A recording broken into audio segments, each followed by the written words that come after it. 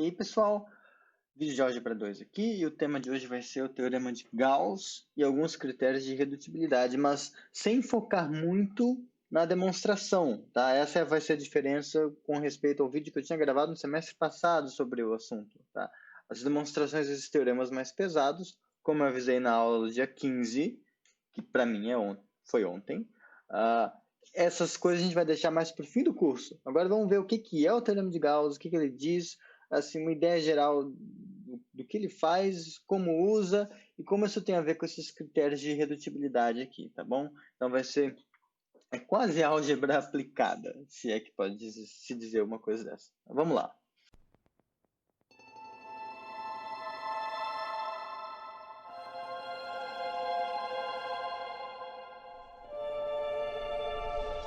Então, pessoal, só recordando, na aula do dia 15, o que eu fiz um resumo dos conteúdos assíncronos, né?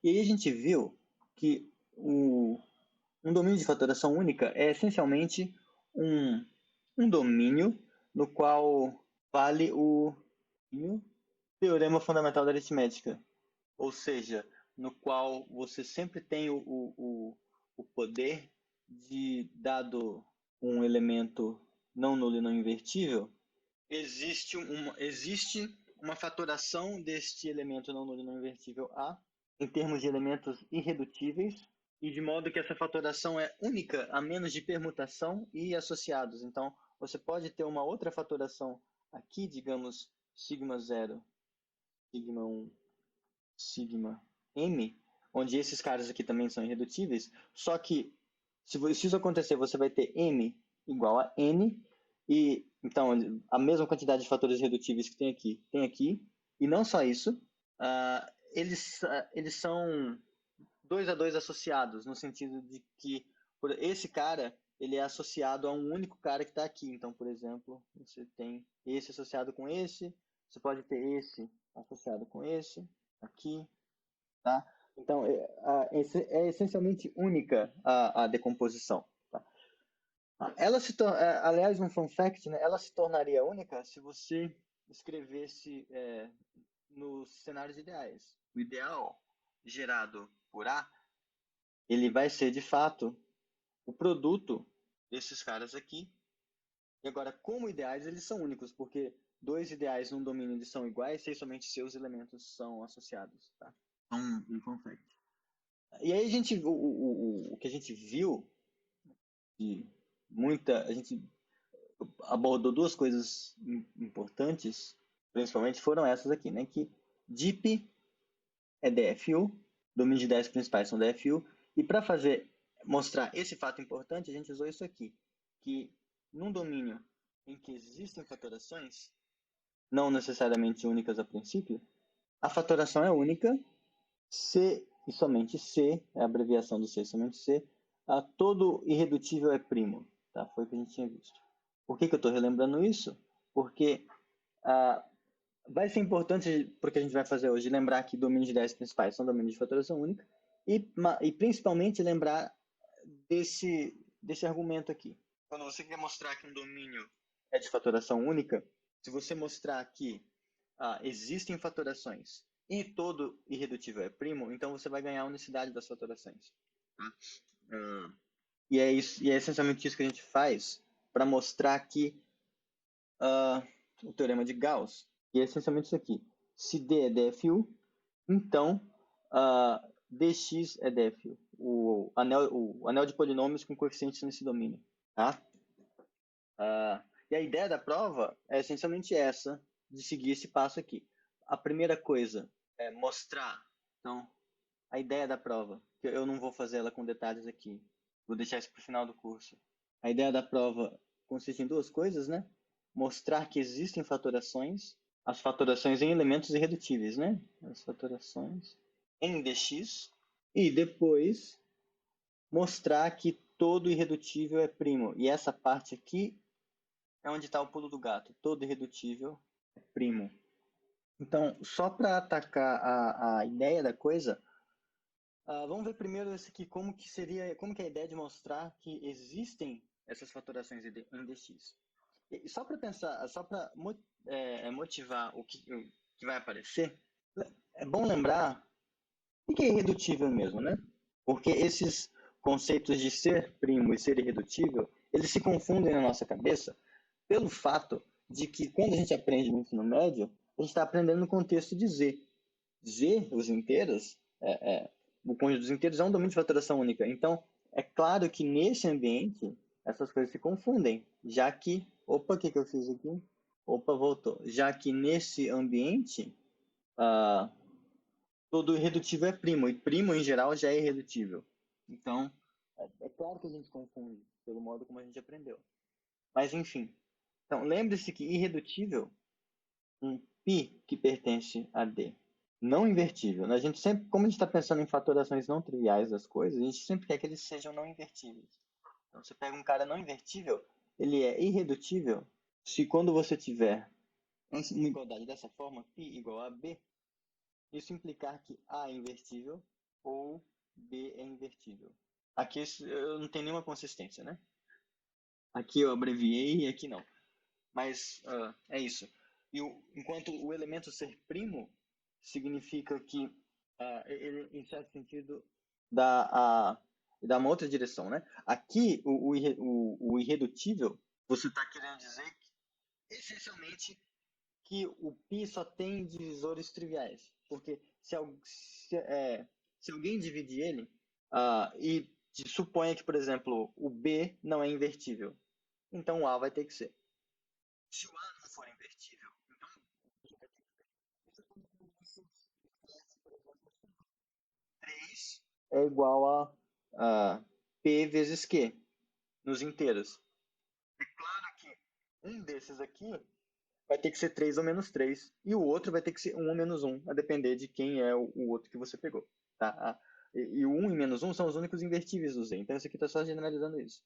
Por outro lado, o primo, né? Você dizer que o cara é primo, você diz que se um produto é múltiplo do primo, então é porque um dos fatores é múltiplo, né? Ou se você escrever de outro jeito, se o π divide um produto, então o π divide um dos fatores.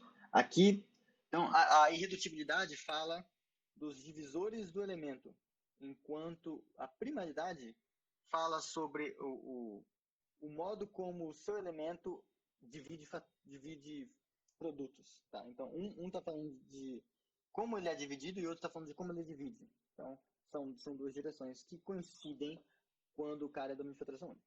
Então, vejam, a gente quer mostrar, então, nessa parte 1, a gente quer mostrar que se D é um DFU e você pega um polinômio nesse cara que é diferente do polinômio nulo e ele é não invertível, tá? Ser não invertível nesse caso é simplesmente você ter grau maior que zero, tá? Então, é um polinômio não constante.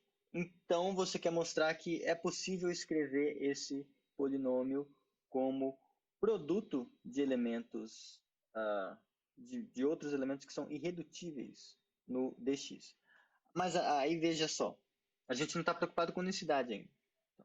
Veja que, por exemplo, em zx, só para dar um exemplo do tipo de coisa que pode acontecer. Tá? Esse cara aqui, ó, deixa eu colocar, 2x ao quadrado mais 4x mais 2. Esse sujeito ele não é irredutível, mas ele se escreve como produto de coisas irredutíveis. Ó, você tem este 2 em evidência, fica x ao quadrado mais 2x mais 1. Tá? Por sua vez, esse x ao quadrado mais 2x mais 1, ele é irredutível? Deixa eu pensar aqui. Não, né? Porque isso aqui se escreve assim, 2 vezes x mais 1 ao quadrado. Ou se preferir, escreve assim, 2 vezes x mais 1 vezes x mais 1. Porque vai ficar x ao quadrado mais x, 2x mais 1. Tá, então é isso aqui. Agora, esse negócio é irredutível. E esse outro negócio aqui, já que é o mesmo, ele também é irredutível. Porque, em particular, a gente não tem problema em usar isso, esse negócio é primo.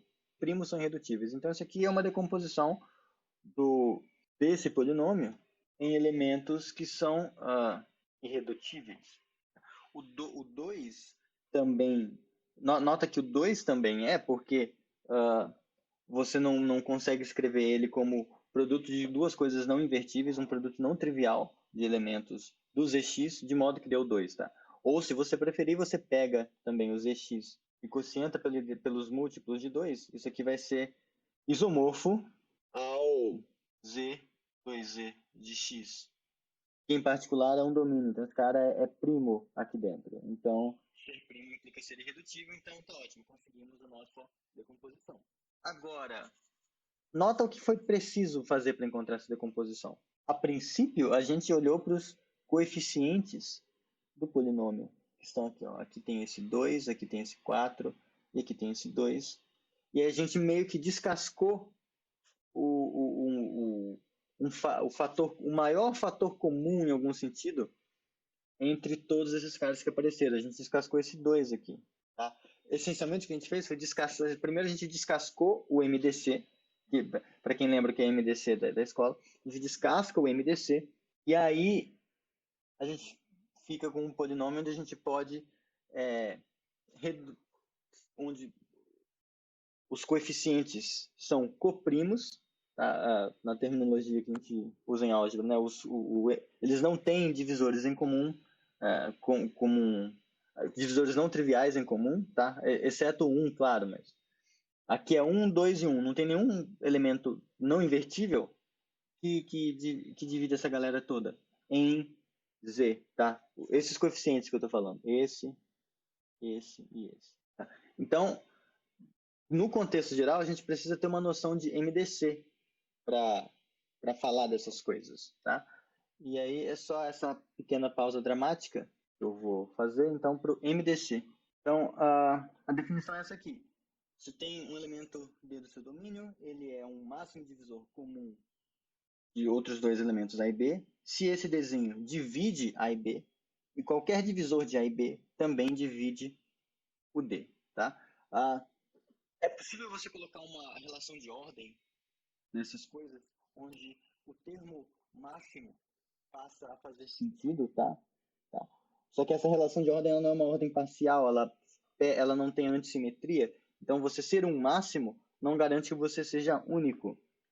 Então, você é um máximo divisor comum a menos de alguma coisa. No caso de domínio, um máximo divisor comum, quando existe, ele é único a menos de você multiplicar por um elemento invertível do domínio. Tá? No caso, por exemplo, dos números inteiros, se 2 é máximo divisor comum de alguma coisa, menos 2 também é. Então, veja, faltou só... o que muda é a multiplicação por um invertível, que é o menos 1. Nos casos gerais também.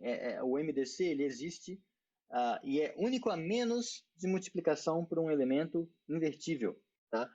Dependendo do contexto onde você está, você pode fazer exigências onde você possa ter um jeito de acrescentar uma condição que faz com que o MDC seja único. Por exemplo, nos inteiros você pode pedir que o MDC seja maior ou igual que zero. Aí pronto, você excluiu o outro caso. Em polinômios, você pode exigir, quando o coeficiente é um corpo, pelo menos, você pode exigir que o polinômio seja mônico, que ele tenha essa cara aqui, o coeficiente líder, né, o coeficiente que tem o maior grau, né, o coeficiente não nulo de maior grau, tem que ser 1. E aí isso te dá a unicidade. Você acrescenta essas coisas. Mas, em geral, a definição geral de MDC não te garante unicidade, a menos de múltiplo. Mas a gente meio que usa a notação MDC de AB, a gente denota como um abuso de linguagem assim, porque qualquer representante, se existe, qualquer representante que você pega vai fazer aquilo que você quer, independente de ser exatamente um elemento fixado. Tá? Se fosse outro, a coisa ia funcionar do mesmo jeito. Então, a gente adota essa notação. Tá? Bom, o importante dos MDCs é que há várias coisas, mas se D é DFU, então MDC de AB existe para quaisquer A e B que você pegar, domínio. Tá? O MDC sempre existe, porque você pega as fatorações em primos Aí é exatamente aquilo que a gente já está acostumado a fazer ah, no caso de números inteiros, né? Como que a gente faz para encontrar uma fatoração?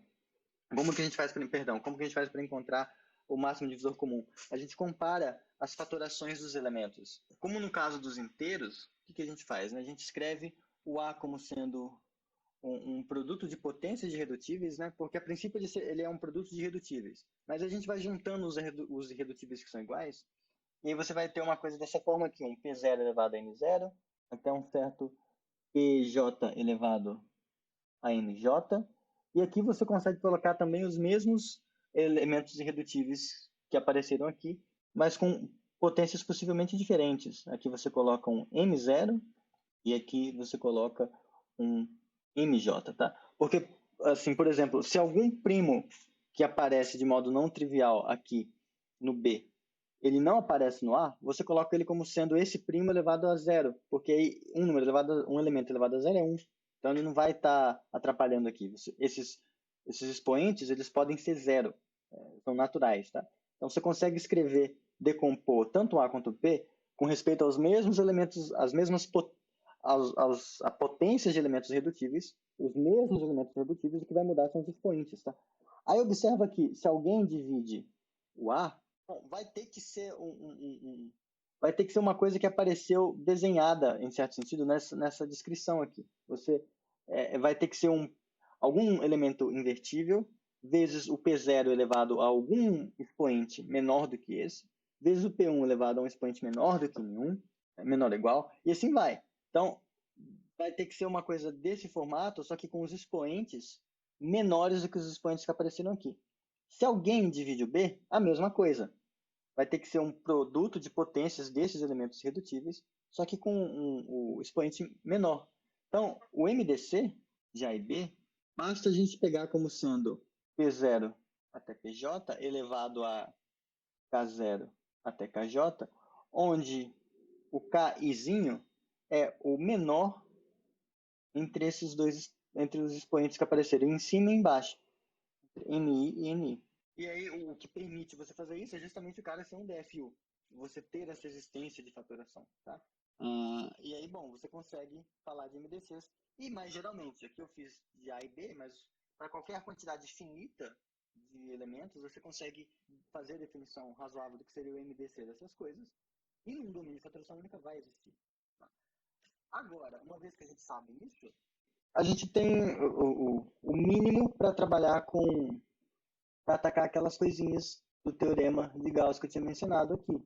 Atacar esse e esse. Porque aí a estratégia é a seguinte: para atacar o problema 1, que é existência de fatoração, a gente faz por indução.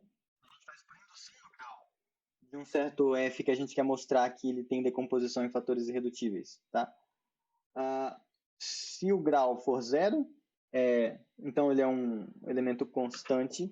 Então, por ele ser uma constante, ele pertence ao D, e o D já é um DFU, e aí meio que acabou. Tá? Eu não vou dar os detalhes. Tá? Se vale para um cara de grau N, então se vale quando o cara com um polinômio tem grau N, a gente pega um polinômio de grau N mais 1. Então pega F como sendo um N mais 1, Xn mais 1, mais ANXN, e assim vai. A1x mais a zero. Agora, veja,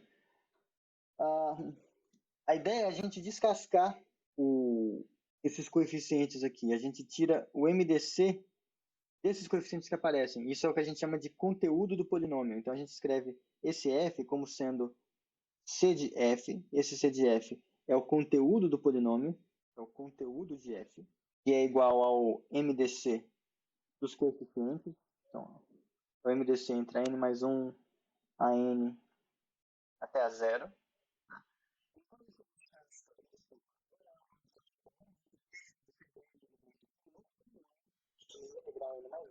Vai ser, digamos, que um b n mais 1 xn mais 1 mais um b1 x mais um b0, onde todos esses caras aqui, eles não têm divisores em comum.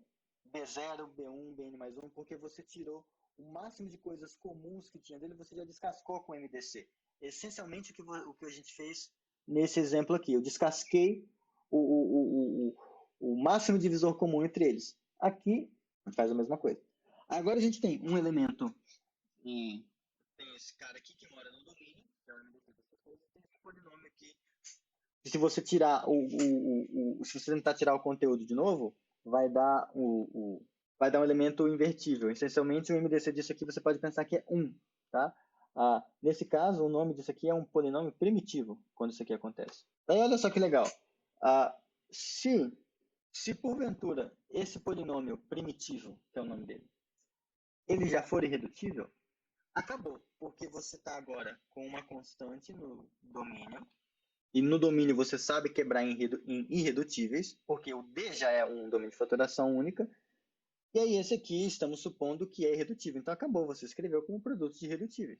Então, essa primeira parte do argumento só serve para mostrar que a gente pode reduzir ao caso onde o polinômio é primitivo. Então, uma vez que agora a gente está com esse caso, a gente tem que mostrar por que um polinômio primitivo ele vai ser irredutível. Bom, não precisa ser, mas a gente usa a hipótese de indução.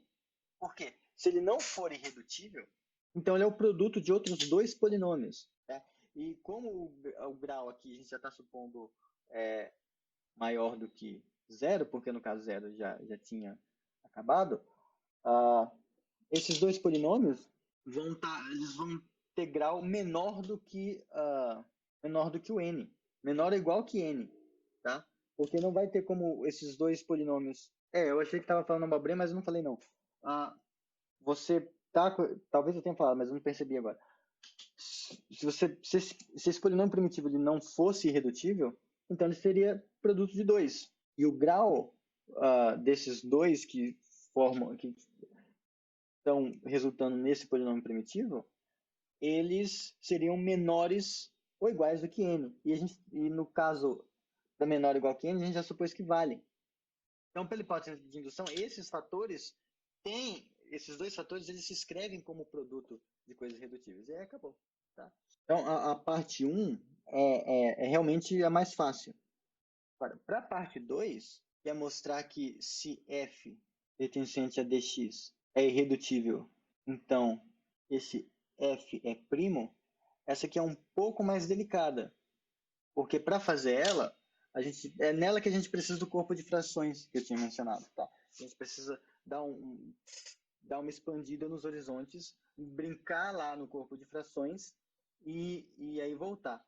E por que a gente vai para o corpo de frações? Porque o corpo de frações ele é um domínio de ideias principais. Sendo um domínio de ideias principais, ele é um domínio de fatoração única. Então, a gente usa a fatoração única no corpo de frações para depois voltar. Então, essencialmente, o roteiro para fazer isso é isso aqui. E a gente vai atacar esse roteiro com cuidado mais lá para novembro. Agora, eu não quero gastar muito tempo com isso, mas é isso aqui. Essencialmente, você mostra que se o f está aqui e é irredutível, então o f, quando você olha ele em k de x, e esse k é o corpo de frações, ele é irredutível aqui dentro. Ele é irredutível visto como um polinômio neste anel. Neste anel, com esses coeficientes aqui.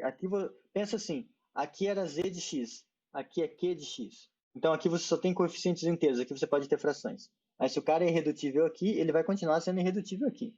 Tá? Então, essencialmente, você primeiro mostra isso. Depois, bom, como K é corpo, o K de x é DIP, então ele é domínio de ideias principais. Então, ele é um domínio de fatoração única. E em domínios de fatoração única, elementos irredutíveis são primos. Então, você ganha que esse f ele é irredutível, ele é primo em K de x. Só que a gente quer mostrar que esse primo ele não é primo em K de x só. A gente gostaria que ele fosse primo em D de x. E essa é a última parte. É a conclusão que você consegue com isso tudo aqui mostrar que o f é primo em D de x. Tá? Então, a prova é bem mais delicada. Tá?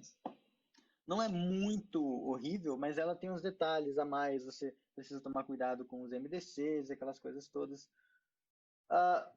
Pode ser um exercício interessante tentar fazer ela pensando em sabendo esse roteiro, fazer com D trocando por Z e K trocando por Q.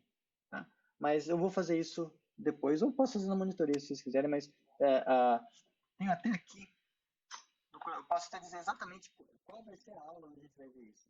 Onde eu vou voltar e ver essa demonstração direitinho. No dia 19 de novembro, tá? A gente vai ver isso com detalhes. Mas, por hora, o importante é saber disso. Tá? Em particular, quando a gente está no meio dessa demonstração, a gente acaba provando isso aqui, que também chamam outro teorema de Gauss. Tá? Se D é DFU, às vezes chamam isso de lema de Gauss também, mas tem outras coisas que chamam de lema de Gauss. Essa parte toda tem um montão de coisa de Gauss. E é engraçado, ele não fez no contexto de domínios, tá, pessoal? Ele fez no contexto de Z e Q, mas as demonstrações se traduzem de modo bastante natural. Então, se D é DFU, então um polinômio não constante f aqui, então um polinômio que está em dx e não está em d, ou seja, um polinômio não constante, ele é irredutível em dx. Se somente C, ele é irredutível em k de x e primitivo em dx. Tá? Então, isso acaba aparecendo no meio da demonstração, que é um jeito um pouco mais concreto de ver o que aquele teorema está falando. Você traduz um cara ser irredutível no seu domínio de polinômios, no seu anel de polinômios dx, você pode verificar que ele é irredutível em kx, tá? Onde você possivelmente vai ter mais ferramentas para ver se ele é irredutível ou não, e primitivo em dx. Tá? Só nota que ele não ser primitivo, lembra que ser primitivo é que o MDC dos coeficientes é 1 ou é invertível. Ele não ser primitivo significa que você consegue descascar uma coisa dos coeficientes. Então é claro que ele não vai ser irredutível daí, porque você fez um produto dessas coisas. Tá? Então essa parte do irredutível implicar primitivo é tranquila. Tá? Mas tá bom. Então, essencialmente, era esse resumo que eu queria fazer da parte do teorema de Gauss. Tá? Em particular, se você faz várias vezes, né, você vai acrescentando indeterminadas, dx, y, ele é DFU, se D é DFU. Porque se D é DFU, então dx é. Mas aí quando você faz dxy, o dxy é o dxy com esse cara aqui, DFU. Então, aplicando o teorema de novo, você conclui que esse cara é. Se aplicar de novo, dxyz, dxyz, não sei o que lá, qualquer quantidade finita de indeterminadas que você colocar, você ainda vai ter um domínio de fatoração única. Como consequência, eu não sei escrever consequência. Como consequência, se K é um corpo, esse negócio aqui é um DFU e não é DIP. Tá? Então, a gente ganha também que não vale a recíproca. Então, existem domínios de fatoração única que não são domínios de ideais principais. Mas beleza. Agora, visto isso, vamos dar um pouco de atenção para umas coisas um pouco mais numéricas e chatas, que são critérios de redutibilidade. Porque isso, a gente viu que frequentemente é importante saber dizer se um polinômio é irredutível ou não. Então, como a gente pode fazer isso? Tá? No texto está um pouco mais detalhado, tá? Nas referências oficiais também fala bastante coisa. Tá? Mas tem algumas coisas que dá para resumir. Assim. Por exemplo, quando você está num corpo, tem cá um corpo, e você pega um polinômio que tem grau 1, acabou, esse cara é irredutível. Então, você faz isso aqui no braço com análise de grau. Você pega o seu polinômio de grau 1, supõe que ele é o produto de outros dois polinômios, um deles vai ter que ter grau 0. E isso num corpo significa que ele vai ser uma constante não nula, então ele é invertível. Acabou. Tá? Então, encontrou um polinômio de grau 1 e você está o seu anel de coeficientes é um corpo, beleza, ele é irredutível. Existe a pergunta contrária, né? Será que se um polinômio é irredutível, então ele tem grau 1? Não precisa acontecer, tá? Mas quando acontece, o corpo é chamado de corpo algebricamente fechado, porque essencialmente isso diz para você que todo polinômio vai ter raiz naquele corpo. A gente vai chegar nisso na terceira parte do curso, não se preocupem, tá? Então, em outras situações, pessoal, ocorre que a gente pode usar o teorema de Gauss ou a ideia por trás da demonstração do teorema de Gauss para ajudar a gente a verificar se um certo polinômio é irredutível ou não. Em que sentido que eu estou falando, né? Suponha que você está com um DFU, K, o corpo de frações desse cara, e você tem um certo F que pertence ao K de X, tá? Então, ele é um polinômio cujos coeficientes podem ser frações, a princípio, e que você quer saber se ele é irredutível ou não. Então, como saber como testar se o F é irredutível ou não? Bom, o que a gente faz nesse caso é, a gente pega, bom, o F, pensa assim, né? Isso meio que isso aparece na demonstração do teorema de Gauss. Mas o F você pode pensar que ele é uma coisa assim, um alfa 0 sobre beta 0, mais um alfa 1x sobre beta 1, mais um alfa n sobre beta n x elevado a n. Isso aqui em kx. Tá? Então, a importância de a gente saber o que é o corpo de frações está exatamente nessa parte técnica que eu omiti da prova. Mas, enfim, a gente pode fazer aquela ideia de limpar os denominadores, né? Em que sentido?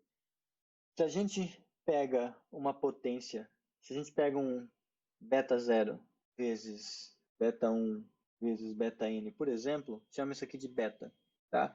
E aí se você faz beta vezes f, isso vai cancelar todos esses beta 0, desses beta i's que estão aqui embaixo, e você vai ficar com uma coisa do tipo beta alfa 0. Aliás, beta 1 vezes, até beta n vezes alfa 0, porque o beta 0 cancelou com esse. Aí depois você vai ter o beta 0, beta 2, até beta n, vezes alfa 1 x, porque o beta 1 que está nesse produto cancela com o beta 1 que está dividindo, até você chegar no beta 0, beta n menos 1, a n. Aliás, não é a, né? Não, é alfa n, x a n. E agora esse polinômio novo, embora ele esteja também em k de x, todos esses coeficientes estão em D. Ó. Isso aqui é um coeficiente em D, isso aqui é um coeficiente em D. Todas essas coisas, você limpou os denominadores, digamos assim, você multiplicou tudo por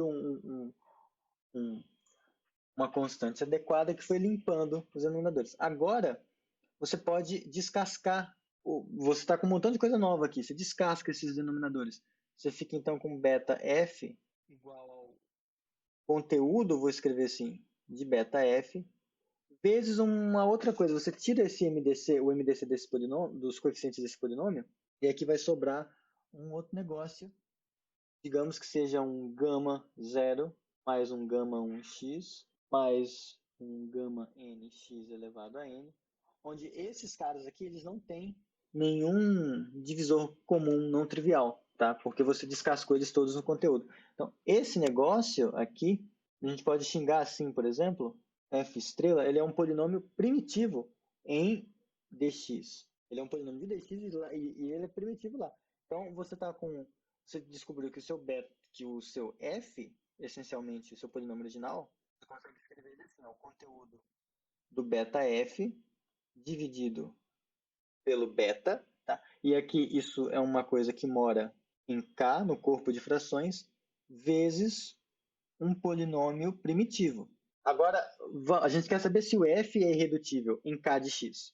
Então, nota que se isso aqui sendo diferente de zero, né, que é o que interessa, esse elemento aqui é um elemento que é invertível no corpo. Então, não influencia para você decidir se o f ele é irredutível ou não, você multiplicar por um elemento invertível. Pela definição do que significa ser irredutível, lembre-se, não vai fazer diferença você multiplicar ele por um invertível, porque vai continuar satisfazendo a condição. Então, como esse cara aqui já é primitivo, a gente pode trabalhar com esse cara descascado, esse cara primitivo, tá? Com coeficientes em D. E aí, quando a gente olhar para essa versão desse enunciado aqui, ó, que um polinômio ele é irredutível em dx, se e somente se ele é irredutível em k de x e primitivo em dx, a gente está no caso onde o cara já é primitivo. Então, a irredutibilidade do polinômio visto no anel k de x é equivalente à irredutibilidade dele em d de x. Então, isso aqui diz para a gente que, então, portanto, cadê? Portanto, esse f estrela ele é irredutível em k de x, já que ele já é primitivo. Se e somente se ele é irredutível em d de x. E aí vejam, o que eu mencionei para a gente que interessava a gente quer saber se o f, não o f estrela, se o f é irredutível em k de x. Agora, a gente descascou as coisas todas, encontrou um primitivo com coeficientes no corpo de frações, no domínio, sem ser corpo de frações. E aí, esse primitivo ele é irredutível onde a gente quer, se somente se ele é irredutível onde aparentemente não interessa para a gente. Só que, lembrem-se, o D ele está contido no K, no corpo de frações. Então, como irredutibilidade, verificar irredutibilidade ou não, frequentemente tem a ver com encontrar raízes ou não, se você, em vez de tentar investigar isso aqui,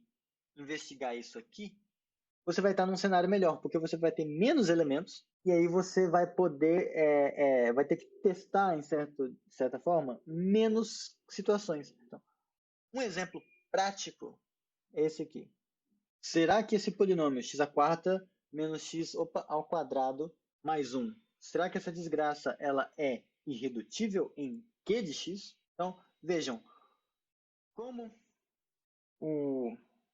os coeficientes desse cara já moram em z de x e eles são coprimos entre si, aqui tudo que apareceu de coeficiente foi 1 e menos 1. Então é claro que eles são coprimos. O MDC disso vai ser 1, se eu pedir que o MDC seja positivo. Então, esse cara, eu vou xingar ele de P. Então, P já é primitivo quando você olha ele em Z de X. Tá? Agora, se você para você verificar se ele é irredutível em Q de x, é a mesma coisa que você verificar que ele é irredutível em Z de x. Agora, como que a gente faz isso? A gente faz, nesse caso, porque isso é bem artesanal, a gente pode fazer analisando caso a caso. Por exemplo, supõe que esse P não é irredutível, se não é irredutível, a gente pode dizer que é redutível, né? Suponha P redutível em Vx. Ele é redutível. Então você consegue escrever ele como produto de dois elementos não invertíveis em z de x, ou seja, dois polinômios não constantes. Essa é a definição de redutibilidade. Você escreve o cara como produto de duas coisas não invertíveis. Não nulas, não invertíveis, enfim. Então, você tem aí casos, né? Porque o grau desse rapaz é 4. Então, não tem muita coisa que você possa fazer a respeito. Você tem poucos casos para analisar. Então, você está nesse cenário aqui. P igual a 1F vezes 1G, tá? E esses dois caras, eles são não constantes. Então, eles têm graus maiores que zero. Então, a gente supõe que se P tem fator de grau 1, é um dos casos, né? Então, significa que você consegue escrever esse F, por exemplo, ele seria uma coisa da forma x menos A. Então, você poderia escrever P igual a uma coisa da forma x menos A vezes esse G. Por que eu sei que é x menos A e não um 2x menos A, alguma coisa assim?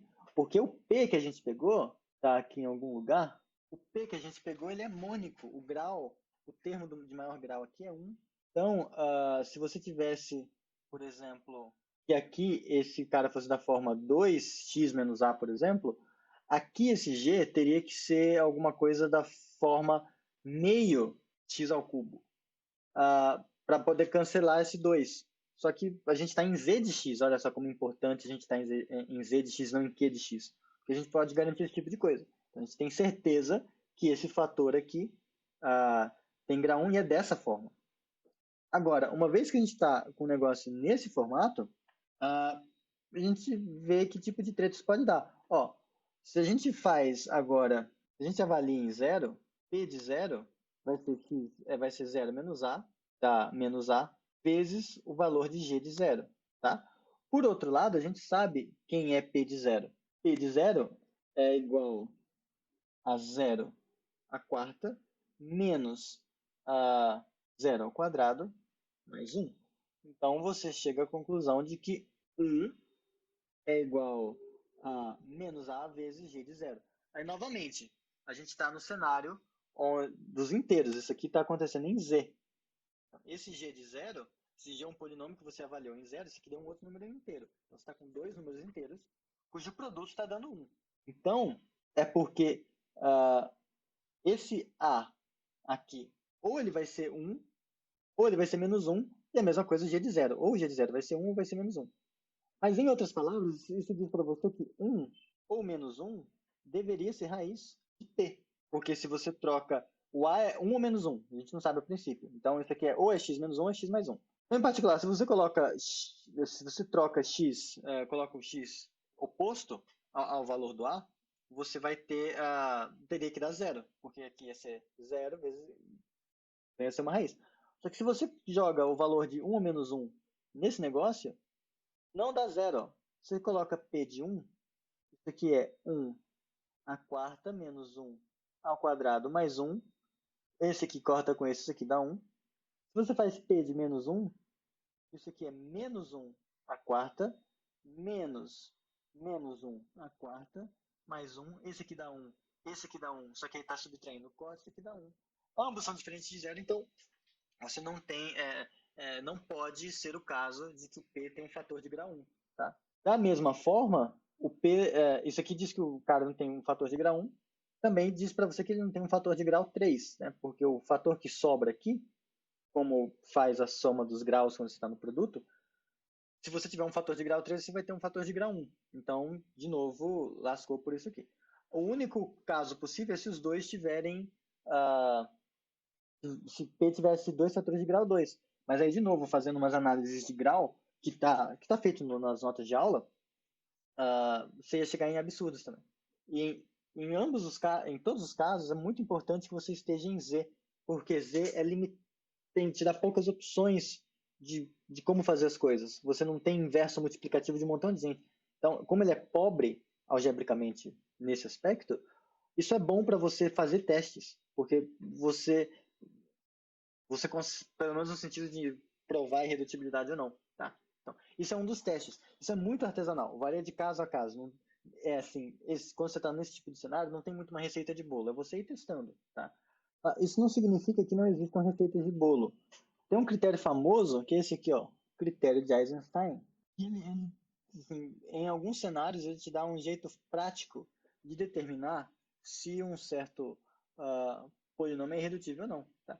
Tudo que você precisa é verificar as hipóteses. Isso em algum sentido, do ponto de vista de regrinha, isso é como se fosse uma regra de L'Hopital para álgebra, para você determinar alguma coisa.